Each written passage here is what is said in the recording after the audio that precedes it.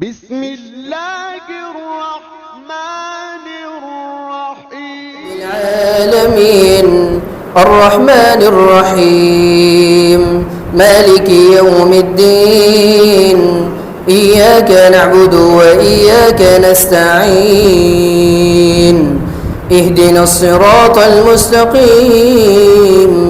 صراط الذين أنعمت عليهم غير المغضوب عليهم ولا الضالين آمين.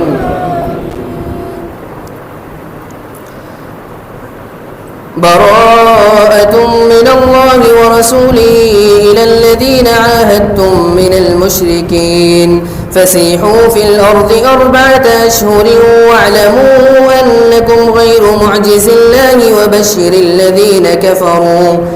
إلا الذين عاهدتم من المشركين ثم لم ينقصوكم شيئا براءة من الله ورسوله إلى الذين عاهدتم من المشركين فسيحوا في الأرض 4 أشهر واعلموا أنكم غير معجز الله وأن الله مخزي الكافرين وأذان من الله ورسوله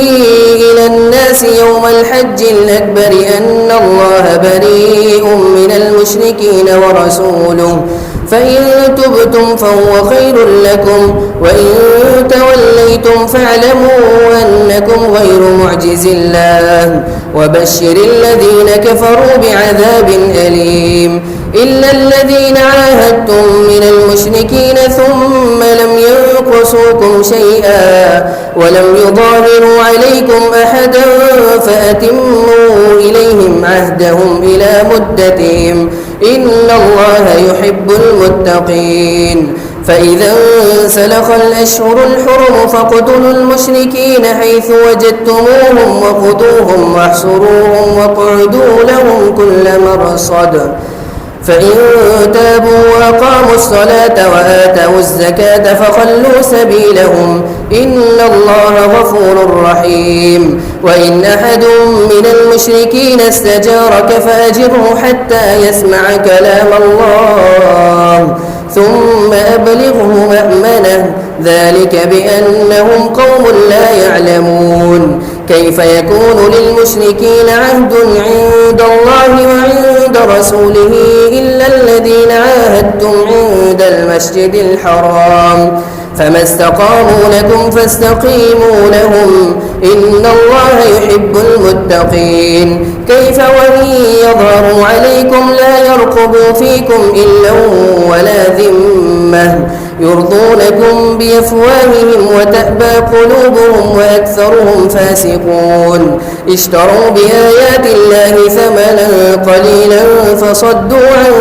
سبيله إنهم ساء ما كانوا يعملون لا يرقبون في مؤمن إلا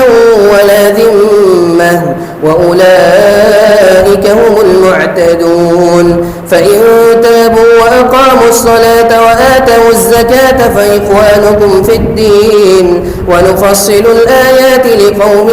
يعلمون وإن نكثوا إيمانهم من بعد عهدهم وطعنوا في دينكم فقاتلوا أئمة الكفر إنهم لا إيمان لهم لعلهم ينتهون ألا تقاتلون قوما نكثوا أيمانهم وهموا بإخراج الرسول وهم بدؤوكم أول مرة أتخشونهم فالله أحق أن تخشوه إن كنتم مؤمنين قاتلوهم يعذبهم الله بأيديكم ويخزهم وينصركم عليهم ويشفي صدور قوم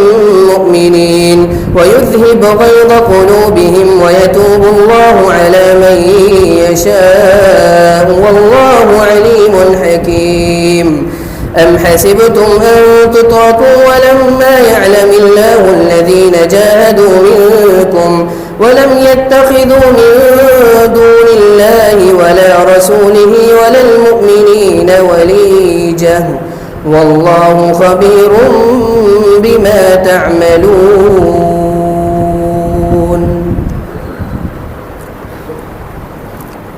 رب العالمين الرحمن الرحيم مالك يوم الدين إياك نعبد وإياك نستعين اهدنا الصراط المستقيم صراط الذين أنعمت عليهم غير المغضوب عليهم ولا الضالين آمين. ما كان للمشركين أن يعمروا مساجد الله شاهدين على أنفسهم بالكفر أولئك حبطت أعمالهم وفي النار هم خالدون. إنما يعمر مساجد الله من آمن بالله واليوم الآخر وأقام الصلاة وآتى الزكاة ولم يخش إلا الله فعسى أولئك أن يكونوا من المهتدين. أجعلتم سقاية الحاج وعمارة المسجد الحرام كمن آمن بالله واليوم الآخر وجاهد في سبيل الله لا يستوون عند الله والله لا يهدي القوم الظالمين. الذين آمنوا وهاجروا وجاهدوا في سبيل الله بأموالهم وأنفسهم أعظم درجة عند الله وأولئك هم الفائزون. يبشرهم ربهم برحمة منه ورضوان وجنات لهم فيها نعيم مقيم خالدين فيها أبدا إن الله عنده أجر عظيم. يا أيها الذين آمنوا لا تتخذوا آباءكم وإخوانكم أولياء إن استحبوا الكفر على الإيمان ومن يتولهم منكم فأولئك هم الظالمون. قل إن كان آباؤكم وأبناؤكم وإخوانكم وأزواجكم وعشيرتكم وأموال اقترفتموها وتجارة تخشون كسادها ومساكن ترضونها أحب إليكم من الله ورسوله وجهاد في سبيله فتربصوا حتى يأتي الله بأمره والله لا يهدي القوم الفاسقين. لقد نصركم الله في مواطن كثيرة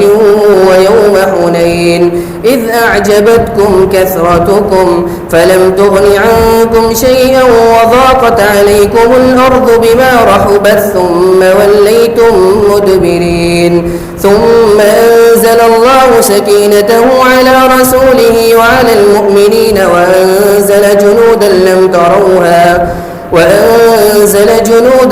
تروها وعذب الذين كفروا وذلك جزاء الكافرين. ثم يتوب الله من بعد ذلك على من يشاء والله غفور رحيم. يا أيها الذين آمنوا إنما المشركون نجس فلا يقربوا المسجد الحرام بعد عامهم هذا وإن خفتم عيلة فسوف يغنيكم الله من فضله إن شاء إن الله عليم حكيم. قاتلوا الذين لا يؤمنون بالله ولا باليوم الآخر ولا يحرمون ما حرم الله ورسوله ولا يدينون دين الحق من الذين أوتوا الكتاب حتى يعطوا الجزية عن يد وهم صاغرون.